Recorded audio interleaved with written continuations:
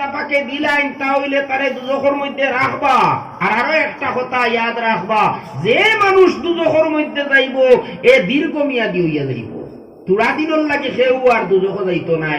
তুলাতুলি গুণা উনা তাকে যদি তাহলে ইটা তো মানুষের দুনিয়াত বিভিন্ন ধরনের কষ্ট বিপদ আপদ কথা বেমার আজারের কারণেও মাফ হয়ে যায়। আর সেওর যদি দুনিয়াত মাফ হয় না, মৌতর সময় যে কষ্ট হইব ও কষ্টর সময় মাফ হয়ে যায়। এই সময় যদি সেওর মাফ হইয়া এখনো শেষ হয় না, তাহলে কবর গিয়া আজাব হইয়া অন্য মাফ হয়ে দিব। অনেক মানুষের দেখা যায় কবরের আযাবেও এখনো শেষ হইছে না, তার গুনাহ ইক নাই, তার ইক নাই কিয়ামতের ময়দানে যখন উঠিব। কারণ কিয়ামতের দিন উঠার বাদে বিরাট কষ্ট হইব, কষ্টর কোনো সীমা নাই।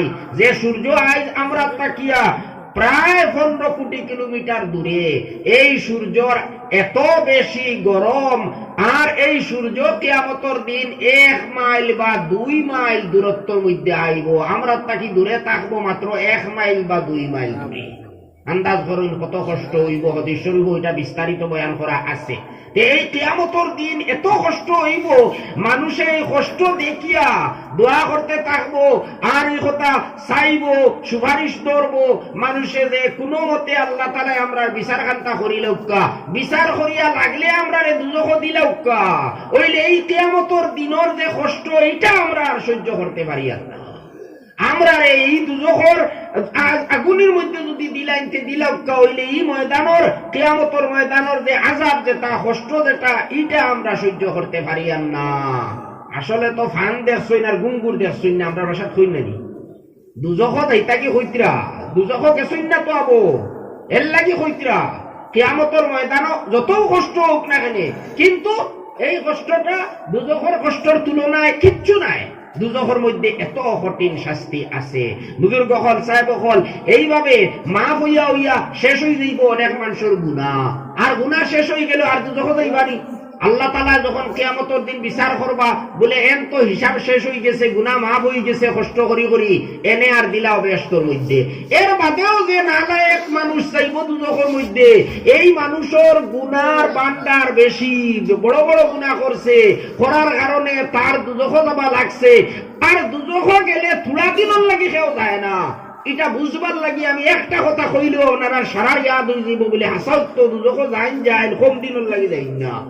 এক ওয়াক্তের নামাজ যদি কোনো মানুষে জানিয়া বুঝিয়া খালি খোঁজা করে, ওয়াক্ত যাবাইয়া পড়ে, সময় মতো পড়ে না, নামাজ পড়ে, নামাজ ছাড়ে না, কিন্তু সময় মতো নামাজ পড়ে না, ইচ্ছা করিয়া নামাজ খোঁজা করিলায়, তার মন গড়া উজর হইয়া আর নামাজ খোঁজা করিলায়, শরীয়ত সম্মত কোনো উজর নাই। কারণ বেটা মানুষের তো আইলা কোনো উজর নাই, নামাজ ছাড়িবার কোনো উজর আসেনি বেটা মানুষের নাই। একবারে যদি শয্যাশায়ী হয়ে যায়, যদি দেখা যায় মাথা দিয়ে ইশারা করিয়াও নামাজ পড়তে পারেন না, উবাইয়া পড়িতে পারে নাতে বইয়া পড়িত, বইয়া পড়িতে পারে নাতে ফুতিয়া ইশারা করিয়া মাথা দিয়ে ইশারা করিয়া নামাজ পড়িত, উজু করতে পারে না যদি তাহলে তৈয়ম্মুম করত, গোসল করতে পারে না যদি তাহলে তৈয়ম্মুম করিয়া নামাজ পড়িত, যদি বাড়ির থাকে তাহলেও নামাজ পড়িত, সফর বিদেশ থাকে যদি তাহলেও নামাজ পড়িত। 2 রেখাত 4 রেখাতি নামাজ 2 রেখাত কমাইয়া দেওয়া হয়ে গেছে, নামাজ ছাড়া নাই। বেটাই তোর আর কোনো অবস্থায় নামাজ ছাড়া নাই। হ্যাঁ, দেখা যায় যদি অজ্ঞান হয়ে গেছে, বেহুশ হয়ে গেছে, ও এখন আর খিতা করতো নামাজ মাফ হইব। এর বাদে মাসলা আরো আছে, লম্বা মাসলা ভাই আমি যাইয়ান না।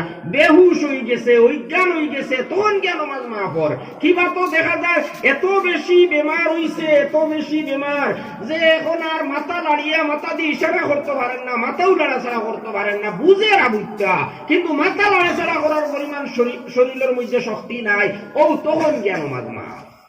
বলে খাপড় না বা আমার অনেক পাই ওকে কই না বলে খাপড় বালা না, এর লাগি নামাজ পড়িয়ান না। হ্যাঁ, কাপড় বালা নাই কি, কাপড় তো তোরা খেয়াল করলে আমরা পালা রাখতাম পারি। আমরা কোনো বাইরে যাইতে হইলে আমরা জরুরি কাপড় সুফড় ইটা তো পলিথিনও পরিয়া লইয়া যাই না নি।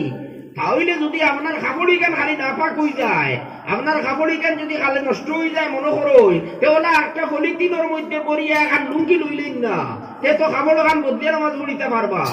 আন্নাইলে তো ইলে কাপড় নাপাক হইবার কথা নাই, পেশাব করতা, ইস্তেঞ্জা করতা, বেলা ইস্তেমাল করতা করিয়া আপনি পাক সাপ হয়ে গেলে আর কাপড় নাপাক হইতো নি, কাপড় নাপাক হইবার তো কোনো কথা নাই।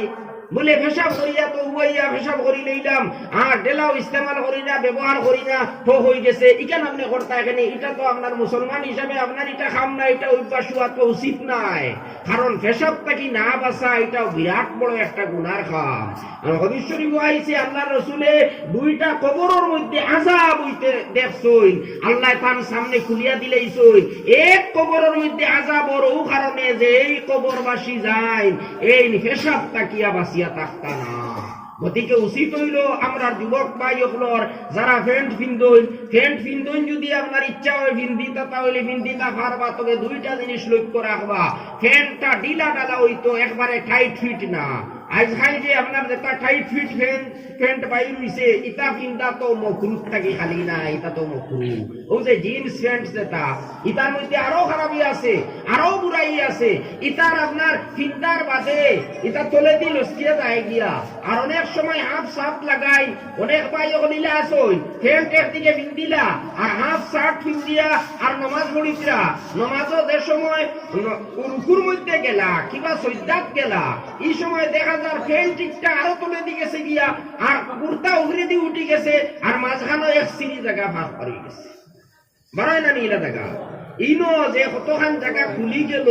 এই খোলার কারণে নাইর নিচে নাইর উপর পর্যন্ত যদি খুলে তাহলে তো নমাজও কোনো বাধা নাই, নমাজ তো হইব, নমাজ ফাঁসি দইত নাই। কিন্তু নাইর তলর জায়গা যদি খুলি যায়, ইনো দেখো নাইর তলে ইনো প্রায় 4 আঙ্গুল জায়গা দেখান, এটা একটা পৃথক একটা অঙ্গ ধরা হয়েছে, এটা আলোক একটা অঙ্গ। আর যে কোনো একটা 17 অঙ্গর যদি 4 বাটর 1 বাট পাই রয়ে যায় তাহলে নমাজ আর হয় না, খোলা যদি তাকি যায় তাহলে নমাজ হয় না। হ্যাঁ, এখন আপনি আন্দাজ করুন প্যান্ট ফিন্দিয়া যে মানুষের নমাজ পড়ে জিন্স প্যান্ট ফিন্দিয়া তার এটা লামি গেছে নিচে দিয়া, ই মাঝখানোর জায়গা এখান বাইর হয়ে গেছে, ওর দেখ তাকিয়া বেশি জায়গা বাইর হয়ে গেছে, তার নমাজ ওর নি, নমাজ তো হইল না। আর এর বাদে টাইট ফিট করিয়া ফিনদের এটাও তো মকরুহ কাম করে, এটা তো বড় খারাপ একটা কাম করে। আর এর বাদে আরো একটা হইল 2 নম্বর কথা হইল ইটা প্রায় ফ্যান্ট কলর লম্বা থাকে আর ইটা দিয়া টখনুও মানুষে ডাকিলায়, গতিকে টখনু ডাকাও মকরুহ তহরিমি, এটা বড় গুনার কাম। হাদিস শরীফে আইছে আপনি টখনু যতটুকু যে পরিমাণ টখনুর অংশ আপনি ডাকিয়া কাপড় পিন্দিবাই লুঙ্গি দিয়া ডাকো আর জমা দিয়া আর প্যান্ট দিয়া ডাকো, এই যে অংশ যেটা এটা দুজখের মধ্যে জ্বলিব, ইকান দুজখের মধ্যে জ্বলে যদি তাহলে আপনি বাঁচিতে এবার পাইনি, ইকান তো আর খাটিয়া দুজখের মধ্যে দেবা হইতো নাই, আপনার এসখারে দুজখের মধ্যে ফাটানি হইব। গতিকে প্যান্ট যারা ফিন্দিতা ফিন্দুকা বাধা নাই, তবে টখনু গুড়িয়া ফিন্দিবা না, টখনুর উপরে ফিন্দিবা, এত টাইট ফিট প্যান্ট ফিন্দিবা না, ডিলা ডালা করিয়া বানাইয়া ফিন্দুকা। এই যে আপনার জিন্স প্যান্ট যেটা ইটার মধ্যে তো সৌন্দর্য বলতে কিচ্ছু নাই, এটা তো আগর জমানাত খেয়ে হইলে এটা তো ফিন্দিলেও না হয়, দেখা যায় আপনার পুরানা আপনার কাপড় একটা মনে হয় এখানে রং গুং গিয়ার একবারে নষ্ট হয়ে গেছে, সে মনে হয় ফেলাই দিছিল ইচ্ছা মারিয়া আর আপনি আনিয়া ফিন্দি লাইছো, ওলা দেখা যায় না নি। হাসান লগর যদি আমরা চিন্তা করি তাহলে ওলাও আমরা বুঝবো, কিন্তু দুনিয়ার রেওয়াজ হয়ে গেছে, দুনিয়ার এখন ফ্যাশন হয়ে গেছে করিয়া এখন আমরা জিন্স প্যান্ট না হইলে আর ভালো লাগে না। যাই হোক, এই জিন্স প্যান্ট যেগুলা এইগুলা আমরা যদি না ফিন্দি তাহলে বেশ ভালো, আর ফিন্দি যদি তাহলে প্যান্ট ফিন্দিলে আমি তো হইলেছি এইভাবে আমরা ফিন্দিতাম। যাই হোক, মাতের দিক থেকে অন্য দিকে গেছে গিয়া আমি আসল মাতো আসলাম যে একটা ওয়াক্তর নামাজ যদি কোনো মানুষের ছাড়ে না কোজা করে ওয়াক্ত চাপাইয়া পড়ে, এক ওয়াক্তর নামাজ এর থেকে বেশি না, মাত্র এক ওয়াক্তর কজা করে যদি সমাজ চাপাইয়া পড়ে, যেমন ফজরের নামাজ পড়িত বেইল উঠার আগে, হে পড়ে বেইল উঠার বাদে, বেইল উঠার সময় পড়িলে তো আর নামাজও ওর না, বেইল উঠার বাদে পড়ে তাহলে নামাজ কজা হয়ে গেছে। এই নামাজ কজা করার কারণে তার দুজখের মধ্যে এক হুকবা থাকতে লাগবো, এক হুকবা। আশি হুকবা না, এক হুকবা তুমি এটা সাজা পাইলা এর বাদে 80 হুকবা দিবা, এক হুকবা দুজখের মধ্যে থাকা লাগবো। আর এক হুকবা হইল আখিরাতর 80 বরস, আখিরাতর 80 বরস, আর দুনিয়ার 1000 বছরে আখিরাতর একদিন। দুনিয়ার 1000 বছর, ওয়া ইন্না ইয়াওমান ইনদা রাব্বিকা কাআলফি সানাতিন মিম্মা তাউদ্দুন, দুনিয়ার 1000 বছরে আখিরাতের একদিন হয়। এই হিসাবে গিয়া জাকারিয়া সাহেব রহমাতুল্লাহ আলাইহি টোটাল হিসাব বাইর করছেন 2,88,00,000 বছর। নাউযুবিল্লাহি মিন যালিক। আল্লাহ যদি এই সাজাইটা দিলাই, আমরা যদি নমাজ কোজা, আমরা তো আর কোজা হইছে নানি, কোন মানুষ আছে তার নমাজ কোজা হইছে না, যদি খাঁটি মনে তওবা করিয়া খান দিয়া আল্লাহ তাআলার কাছে মাফ করাই দেয় তাহলে তো স্বতন্ত্র কথা। আর যদি মাফ করায় না তাহলে আল্লাহ তাআলা এই সাজাইটা যদি তার কথা মতে দিলাই, তে কইন চাইন কতদিন তার দুজখের মধ্যে থাকা লাগে? 2 দিন নাই, 2 বরস নাই, 2,88,00,000 বছর। মাত্র 1 ওয়াক্তর নমাজ কোজা করার কারণে যদি এতদিন দুজখ লাগে তাহলে 2 হোক, 10 হোক, 20 হোক, 1 বছরের নমাজ যদি কোনো মানুষের কোজা থাকে তাহলে তার কতদিন দুজখের মধ্যে থাকা লাগবো। আর যদি কোনো মানুষের নমাজ একবারে ছাড়ি দে, কোজাও করে না, পড়েও না, মুটেও পড়ে না, তাহলে তো তার সাজা কতখান হইব আল্লাহও জানতরা। তার তো ইমানেরও খতরা হয়ে গেছে, ইমান যাইবার আশঙ্কা হয়ে গেছে। মান তারাকা সলাতাম মুতাআম্মিদান ফাকাদ কাফার, হাদিস শরীফ আইছে। জানিয়া বুঝিয়া মাত্র 1 ওয়াক্তর নামাজ যদি কোনো মানুষে ছাড়ি দে তাহলে এই মানুষে কুফরি কাম করলো। আমার এটা সারা হওয়ার উদ্দেশ্য হইল, সারা কথার সারমর্ম হইল খান যাইলো দুজখ যাইবা 2-4 বছরের লাগে যাইতা না, কতদিনের লাগে যাইবা এটা আল্লাহ জানতা। কিন্তু ইমান যদি থাকে, দিল যদি তার ইমান বিশ্বাস থাকে, ইসলাম ধর্মরে তাই সত্য ধর্ম বলিয়া মানিয়া থাকইন, আল্লাহর কালাম কুরআন শরীফ মানইন, আল্লাহর রসুলরে যদি রসুল হলের যদি মানইন, ফিরিস্তা হল মানইন, ইতা কথার উপরে যদি তার পূর্ণ বিশ্বাস থাকে তাহলে একদিন না একদিন দুজখ তাকিয়া বাহির হইবার সুযোগ পাইবা। এখন যে মানুষে আত্মহত্যা করছে এই মানুষের যদি তার দিল ঠিক থাকে, এই হলে মানে তার দিলের ভিতরে ইমান থাকে, তাহলে তারে আল্লাহ পাকে একদিন না একদিন মুক্তি দিবা। কিন্তু মাঝখানে কতদিন তার দুজনে টাকা লাগবো, আর কতদিন তার কষ্ট করা লাগবো। আর যে ঘন্টায় আত্মহত্যা করছে ও ঘন্টায় তার সাজা ভোগ করা লাগবো। যদি ফাঁসি লাগিয়া মরিয়া থাকে ফাঁসি লাগবো, আর কষ্ট করতে থাকবো, মৌতাই তো নাই। পেট খাটিয়া মরছে, পেট খাটিতে থাকবো আর কষ্ট করতে থাকবো, মৌত নাই। 20 পান করিয়া যদি মরিয়া থাকে তাহলে 20 পান করতে থাকবো আর কষ্ট করবো, আর মৌত নাই। ওলা যাই যেভাবে মরছ ওভাবে তাকে কষ্ট দেওয়া হইব দুজখের মধ্যে, কতদিন তা আল্লাহ জানতা। তাহলে যে মানুষের এই কথাটুকু জানা আছে, ইসলামের এইগুলা কথা জানা আছে, এই মানুষের তো কোনোদিন আত্মহত্যা করতো নাই। আর মরা এটা জেলা মানুষে পছন্দ করে না, মরা এটা বড় কষ্টর জিনিস, বড় ভয়ানক জিনিস। যদি কোনো মানুষে আত্মহত্যা করার লাগিয়া প্রস্তুতি নেই গিয়া যদি কোনো মানুষ ফাঁসি লাগি যায়, আর ঘটনাক্রমে যদি সৌভাগ্যক্রমে যদি তারে আপনি ছুটাই নিতে পারেন, যত আর ভবিষ্যতে যত ধরনের তার উপরে বিপদ আপদ তার টেনশন আউট না কেন কোনোদিন আর মরার কথা হইতো নাই, আর ফাঁসি লাগার কথা কোনোদিন হইতো নাই। বুধ ভাই লইছে ফাঁসি লাগতে কত মজা লাগে, আগে তো হয়েছে মরি যাইমু, কিন্তু মরাত লাগিয়া বুধ হয়েছে যে কত কান কষ্ট হইয়া থাকে। গতিকে বুজুর্গ হল সাহেব হল আমি হুয়াত আসলাম, মানুষে আত্মহত্যা করে কোন সময়? যে সময় তার মনের মধ্যে কোনো শান্তি নাই, দুনিয়ার তার সামনে আর কোনো শান্তি নাই, শান্তির জীবন থেকে একবারে যখন মানুষ বঞ্চিত হয়ে যায়, তখন গিয়া মানুষে মরার এই পদক্ষেপটা গ্রহণ করে, মানুষে মরবার এই লাগিয়া প্রস্তুত হয়। তাহলে সুইডেনের মানুষও কোন দুঃখের কারণে তারা মরে? আমরা তো যাইরা হিসেবে দেখি আর তার কাছে তো ইলা কোনো টেনশনের জিনিস নাই। কারণ যেটা তারা চায় ওটা ভার, জেলা চলতো চায় ওলা চলতো পারে, যেটা খাইতো চায় ওটা খাইতো পারে, যেটা ব্যবহার করতে চায় ওটা ব্যবহার করতে পারে, তার তো কোনো অভাব নাই, কোনো টেনশন নাই। তাহলে কিয়র লাগি তারা এত বেশি মরে? পৃথিবীর মধ্যে কোন দেশের মানুষ এত আত্মহত্যা করেন না, সুইডেনের মানুষে যে পরিমাণে আত্মহত্যা করে।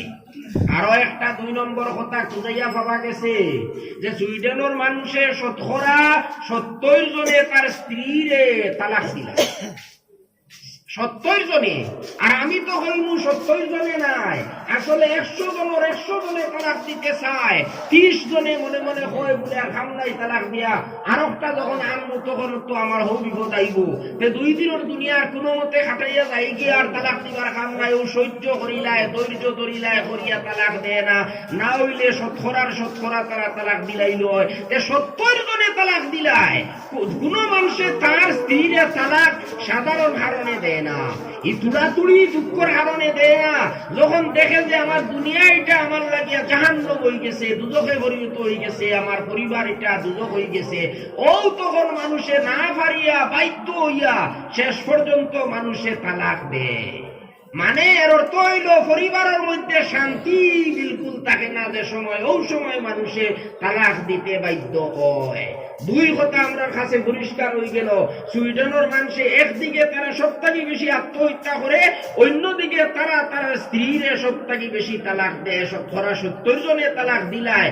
আজ আমরা মাসলা না জানার কারণে আমরা কিছু মুসলমান হলেও কোনো সময় ভুল করিলাই, আর ভুল পদ্ধতিতে তালাক দেওয়ার কারণে আমরাও ক্ষতিগ্রস্ত হই, আর আমার ইসলাম বদনামি হয়।